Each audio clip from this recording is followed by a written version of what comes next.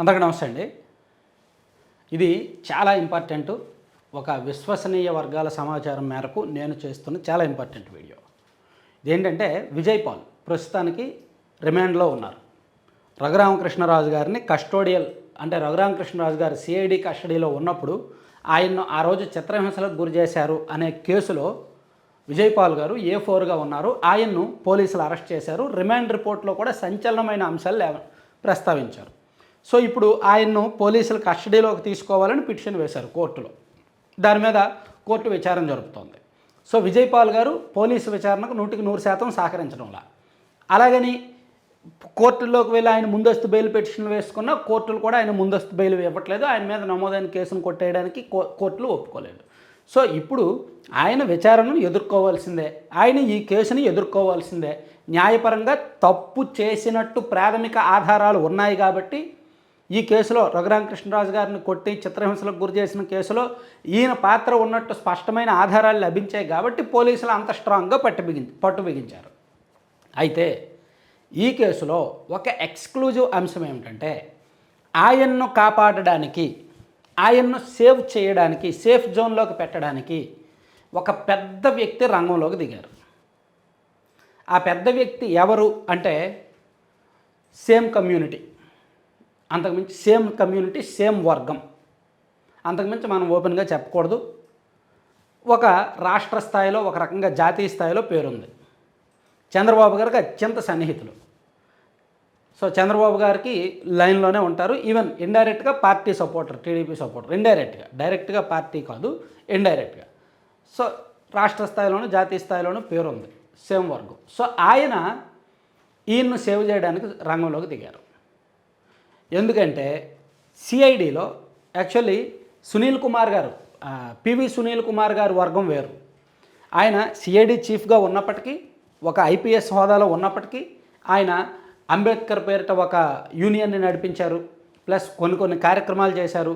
ఒక వర్గాన్ని అంటే వ్యక్తిగతంగా ఒక వర్గాన్ని కూడా మెయింటైన్ చేశారు, కొంతమందిని మెయింటైన్ చేశారు.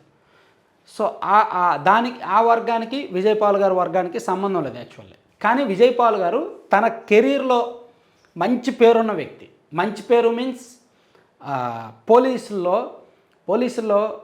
పోలీస్ ఇన్వెస్టిగేషన్లో కావచ్చు, పనితీరులో కావచ్చు, లేదా వాళ్ళు ప్రతిభ ఉంటుంది అనమాట. వాళ్ళు ఇంటర్నల్గా చాలా టాలెంట్ ఉంటుంది. ఒక కేసుని ఇన్వెస్టిగేట్ చేయడంలో కొంతమంది వారం రోజులు తీసుకుంటారు, కొంతమంది ఒక్క రోజులో చేసి పడేస్తారు.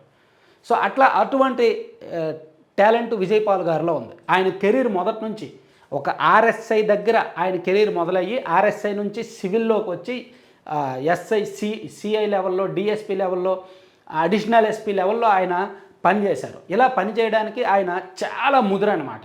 అంటే డిపార్ట్మెంట్లో అన్ని రకాల హోల్స్, అన్ని రకాల వ్యవహారాలు ఆయనకు తెలుసు.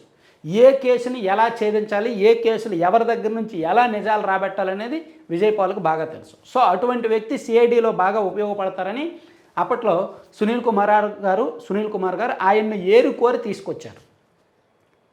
ఇక్కడ మనం వర్గాలు వేరు, ఆయనది వేరు, ఈయనది వేరు అని చెప్పుకున్నాం కదా. సో ఇప్పుడు ఏం జరుగుతుందంటే విజయ్ పాల్ ముందు 2 ఆప్షన్స్. ఒకటి అంటే ఎవరైతే అతని తరపున లాబింగ్ చేస్తున్నారో, ఎవరైతే అతన్ని సేవ్ చేయాలని చూస్తున్నారో వాళ్ళు 2 ప్రయత్నాలు చేస్తున్నారు. ఒకటి విజయ్ పాల్ గారిని అప్రూవర్గా మార్చడం.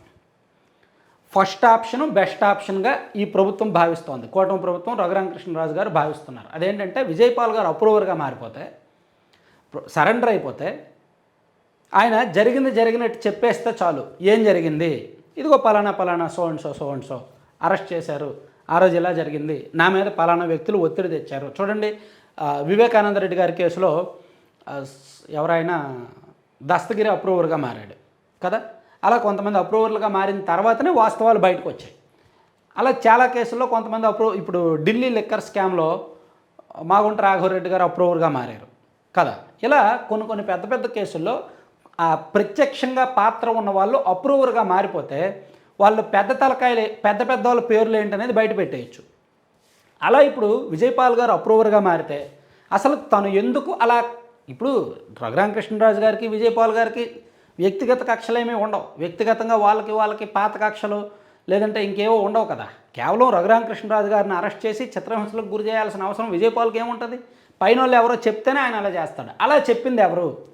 వాళ్ళు ఏం చెప్పారు? ఆ రోజు నైట్ ఏం జరిగింది? ఎవరెవరు ఆదేశాలు ఇచ్చారు? బయట వ్యక్తులు ఎవరు వచ్చారు?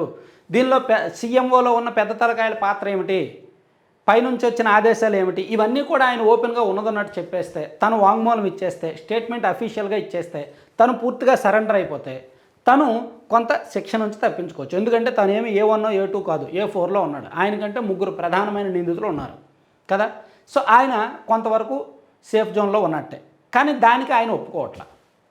ఒక ఆశ్చర్యకరమైన విషయం ఏంటంటే ఆయన ఒంగోలు విచారణకు వెళ్ళినా ఒంగోలులోనే 3-4 డేస్ ఉన్నారు. వేరే వేరే రకరకాల వర్గాల వాళ్ళు ఆయన వస్తున్నారు, కలుస్తున్నారు, మాట్లాడుతున్నారు, విచారణ ఎదుర్కొంటున్నారు. మళ్ళీ అంత మంచి ట్రీట్మెంటే. ఇప్పుడు సాధారణ నేరాల్లో ఎవరో నేరస్తుల్ని లేదంటే నేరాభియోగాల్లో ఉన్న వ్యక్తుల్ని పోలీసులు అదుపులోకి తీసుకుంటే ఎలా ట్రీట్ చేస్తారో మనందరికీ తెలుసు, ఎంత చీప్గా ట్రీట్ చేస్తారో. కానీ విజయ్ పాల్ గారిని చాలా హుందాగా, చాలా జాగ్రత్తగానే డీల్ చేస్తున్నారు, ట్రీట్ చేస్తున్నారు. విజయ్ పాల్ గారు విచారణకు సహకరించకపోయినా, నిజాలు ఒప్పుకోకపోయినా ఆయన్ను చాలా జాగ్రత్తగా చూసుకుంటున్నారు. సో ఇప్పుడు ఆయన తరపున ఏంటంటే ఆయన్ను అప్రూవర్గా మార్చడం ఒకటోది. ఆయన అప్రూవర్గా మారితే పెద్ద పెద్ద వాళ్ళ పేర్లు చెప్తాడు కదని. ఆయనేమో విజయ్ పాల్ గారు అందుకు ఒప్పుకోవట్లా. అప్రూవర్గా మారడానికి ఆయన మనసు అంగీకరించట్లా. ఎందుకంటే ఎవరిని నమ్మి, ఎవరైతే తనని నమ్మి తనకు బాధ్యత అప్పచెప్పారో వాళ్ళ పేర్లు చెప్పేస్తే మళ్ళీ రేపు పొద్దున భవిష్యత్తు ఎలా ఉంటుందో నమ్మకం పోయినట్టు ఎందుకు. సో అందుకని ఏమీ చెప్పకుండా, కొన్నాళ్ళ పాటు ఏమీ చెప్పకుండా ఉండాలనేది ఆయన ప్లాన్. కానీ ఆయన తరపున మాత్రం కొంతమంది ప్రభుత్వ పెద్దలతో పదే పదే మాట్లాడుతున్నారు ఆయనకి ఇబ్బంది లేకుండా చూడడానికి. ఎందుకంటే వర్గం ఇంకా మనం ఓపెన్గా పచ్చిగా చెప్పకూడదు కాబట్టి అక్కడితో చెప్తున్నా. సో ఫస్ట్ ఆప్షన్ అయితే ఆయన్ని అప్రూవర్గా మార్చడం. సెకండ్ ఆప్షను ఆయన మీద ఒకవేళ ఆయన అప్రూవర్గా మారకపోయినా కేసుని వీగిపోయేలా చేయడం, కేసును కాస్త బలహీనం చేయడం. అప్రూవర్గా మారితే అందరికీ ఇష్టమే, ప్రభుత్వం కూడా ఆయన జోలికి వెళ్ళరు. రఘురామకృష్ణరాజు గారికి రఘురామకృష్ణరాజు గారి టార్గెట్ కూడా విజయ్ పాల్ కాదు, ఆయన పైనున్న వ్యక్తులు, ఆయన పైన పెద్ద తలకాయలు మెయిన్ టార్గెట్ రఘురామకృష్ణరాజు గారికి. సో ఇప్పుడు ఆయన అప్రూవర్గా మారితే ఆయనకి నష్టం ఉండదు, వీళ్ళు కూడా కాంప్రమైజ్, వీళ్ళు కూడా ఒప్పుకుంటారు. కానీ ఆయన అప్రూవర్గా మారకుండా, అసలు దర్యాప్తుకి సహకరించకుండా ఇలా కొనసాగితే ఈ కేసు ఇలాగా కంటిన్యూ అవుద్దే తప్ప ఏది మునగదు, తేలదు, ఏది జరగదు. ఆయన నుంచి నిజాలు కూడా రాబట్టలేరు. ఆయన నుంచి నిజాలు రాబట్టడం చాలా కష్టం. ఆయనకున్న అపారమైన తెలివితేటలు, పోలీస్ ఇన్వెస్టిగేషన్ మేధస్సు, ఆయన కెరీర్ మొత్తం ఆయన ఎదుర్కొన్న కేసులను బట్టి ఆయన నుంచి అట్లీస్ట్ 10% నిజాలు కూడా రాబట్టలేరు.